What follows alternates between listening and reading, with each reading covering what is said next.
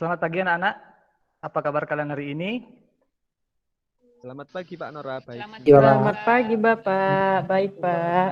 Bapak harap kalian semua dalam keadaan sehat dan selalu dalam keadaan baik. Nah, sebelum kita memulai pelajaran hari ini, mari kita berdoa terlebih dahulu agar apa yang kita pelajari nanti dapat berjalan dengan lancar dan berguna bagi kita semua. Berdoa mulai. Selesai. Mengawali pertemuan kali ini, silakan kalian isi absen online-nya. Nah, ini nanti kalian isi nama, kemudian kelas, kemudian ya di sini ada hadir, sakit, dan izin. Dalam suasana pandemi, Bapak harap kalian masih semangat dalam mengikuti pembelajaran dan ingat selalu kalian jaga kesehatan dan protokol kesehatan 3M. Apakah ada yang tahu materi kita hari ini? Belum Pak, belum tahu. Kalau belum, Bapak akan memberikan contoh gambar ya. Di sini ada 4 gambar. Sudah Bapak. Sudah Pak, Ya. saya sudah lihat gambar. Di sini ada gambar nomor 1, 2, 3, dan 4. Kira-kira ada yang bisa membantu Bapak untuk menjelaskan? Nomor 3 Bapak. Ya, nomor 3 itu apa kira-kira? Itu paling enak Bapak. Itu kayaknya penjual kaki 5 itu ya. Nomor 4 itu ya? Nomor 4 itu ya, iya. Ya, nomor 4. Nah, nomor 4 ini adalah contoh dari ya seorang pedagang di sini ya. Gambar 1 Pak, tentang orang syuting Pak ya? Ya, betul sekali. Itu gambar 1 itu tentang proses pembuatan film.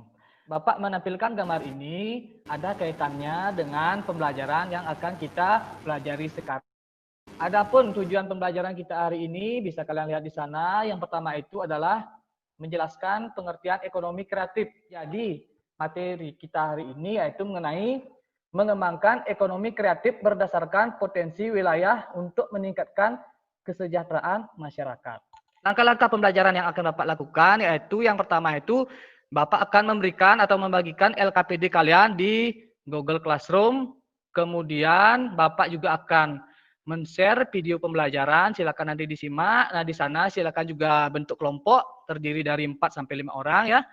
Nah, di sana sambil kalian menyimak video pembelajaran, kalian juga sambil mengerjakan LKPD. Bapak akan menampilkan video pembelajaran yang ada di link YouTube. Silakan kalian simak sambil mendiskusikan LKPD yang Bapak berikan ya. Halo anak-anak, selamat pagi. Berjumpa kembali bersama Bapak Ideo Purnora Adiwinata dalam pembelajaran IPS.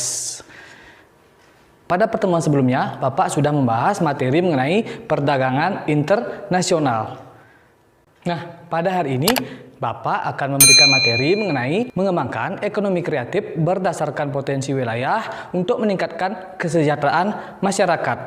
Nah, sebelumnya kita simak gambar berikut ini. Nah, ini merupakan contoh dari kerajinan bambu yang ada di Kabupaten Bangli, Provinsi Bali. Nah, di sini sudah tentunya kalian pasti berpikir untuk membuka suatu usaha ekonomi kreatif itu apakah yang harus dilakukan. Untuk menjawab pertanyaan-pertanyaan tersebut, Bapak akan menerangkan materi mengenai mengembangkan ekonomi kreatif berdasarkan potensi wilayah.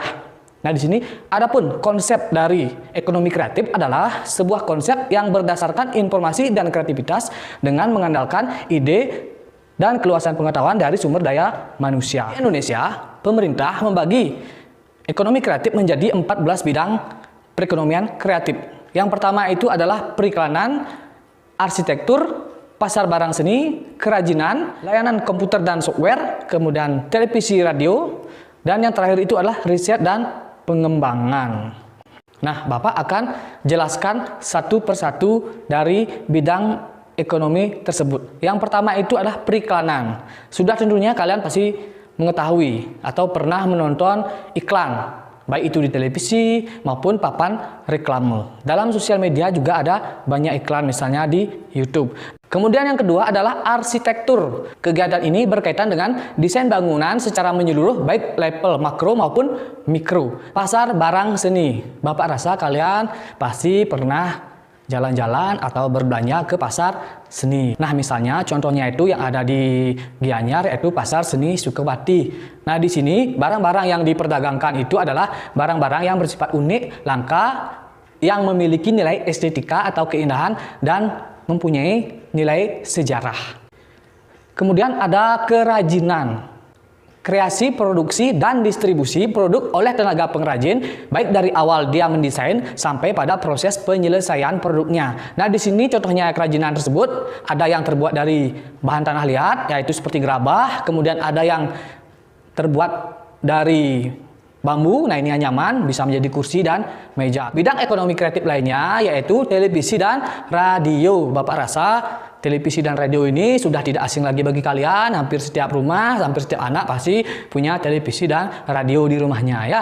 Kemudian yang terakhir ini ada namanya riset dan pengembangan. Kegiatan ini berkaitan dengan usaha inovatif yang menawarkan penemuan ilmu dan teknologi. Nah, sekarang bagi masyarakat yang sudah membangun ekonomi kreatif, adapun manfaat-manfaat yang dirasakannya. Misalnya, yang pertama, munculnya bisnis startup. Kemudian yang kedua, ada percepatan inovasi. Kelima, membuka lapangan pekerjaan. Nah, sudah tentunya manfaat yang terakhir ini adalah meningkatkan pertumbuhan ekonomi masyarakat pada khususnya dan negara pada umumnya. Untuk membantu masyarakat dalam mengembangkan ekonomi kreatif, adapun upaya-upaya yang dilakukan oleh pemerintah. Nah, di sini berdasarkan Undang-Undang tahun 1945 pasal 33 ayat 1, 2, dan 3, yaitu yang pertama menyiapkan insentif, yang kelima itu membentuk ekonomi Indonesia Kreatif Council. Nah, sekarang Bapak memberikan contoh kegiatan ekonomi kreatif yang sering diadakan hampir setiap tahun di berbagai daerah di Indonesia. Misalnya ada Braga Festival, kemudian ada Jakarta Fair, ada Festival Kesenian Yogyakarta, kemudian sudah tentunya ini ada Sanur Festival. Nah, ini biasanya secara rutin dilakukan atau dilaksanakan oleh pemerintah untuk memperkenalkan hasil-hasil kerajinan teknologi kepada masyarakat. Nah, demikianlah penjelasan materi dari Bapak. Semoga kalian bisa memahami dan bisa menambah pengetahuan kalian dalam bidang ekonomi kreatif. Silakan tanyakan kalau ada yang belum jelas. Nah, kalau sudah, Bapak akan memberikan teknis pengerjaan LKPD-nya ya. Nah, ini nanti Bapak Sudah, Pak. nanti Bapak ingin bagi ya. Untuk kelompok 1 silakan diskusikan yang gambar 1, kelompok 2 itu gambar 2 mengenai kerajinan anyaman bambu. Kemudian untuk kelompok 3 silakan itu kerjakan gambar yang 3 itu mengenai perfilman. Kemudian yang terakhir kelompok 4 itu ada mengenai ekonomi kreatif yang bergelut dalam bidang teknologi komputer dan perangkat lunak. Nah, kemudian Bapak sekarang akan memberikan evaluasi. Nah, di sini evaluasi itu adalah untuk mengukur apakah kalian sudah mengerti dengan apa yang Bapak sampaikan tadi, dengan materi yang Bapak berikan tadi. Nah, ini soalnya Bapak kirim lewat link Google Form tapi melalui Google Class kalian ya. Ini berupa uraian, silakan kalian tulis jawabannya nanti di kertas lempiran. Lalu difoto, bisa pakai kamera tab scanner biar dalam format PDF ya. Nah, baiklah anak-anak, karena waktunya sudah habis, sudah 20 menit, silakan kalian kumpulkan. Nah, ini bagi yang sudah mengumpulkan akan muncul nama-namanya di sini ya. Waktu pertemuan kita hampir habis, sekarang Bapak minta adakah yang bisa membantu Bapak untuk menyimpulkan dari materi pembelajaran kita hari ini? Saya, Pak. Ya, Wati. Sumber daya alam yang melimpah merupakan peluang bagi bangsa Indonesia untuk mengembangkan ekonomi kreatif yang dapat meningkatkan kesejahteraan masyarakat, Pak. Baiklah anak-anak, karena tadi temannya sudah menyampaikan, memberikan kesimpulan yang sangat bagus. Nah, di sini Bapak harapkan kalian di dalam belajar, khususnya mengenai materi ekonomi kreatif ini, kalian harus selalu berusaha meningkatkan, kemudian memunculkan inovasi-inovasi dan daya kreatif dari diri kalian. Sehingga nantinya itu dapat berguna bagi diri kalian sendiri, bagi keluarga, dan bagi bangsa Indonesia. Nah, kemudian ingat anak-anak, untuk pertemuan selanjutnya, pelajari materi mengenai memanfaatkan persaingan sebagai peluang untuk meraih keunggulan ekonomi bangsa. Nah, itu silakan pelajari nanti pada pertemuan minggu depan ya. Karena sudah waktu, Bapak tutup dengan doa.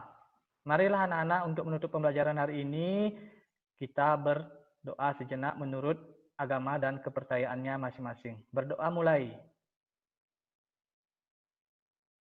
Selesai. Selamat pagi anak-anak. Terima kasih, Pak.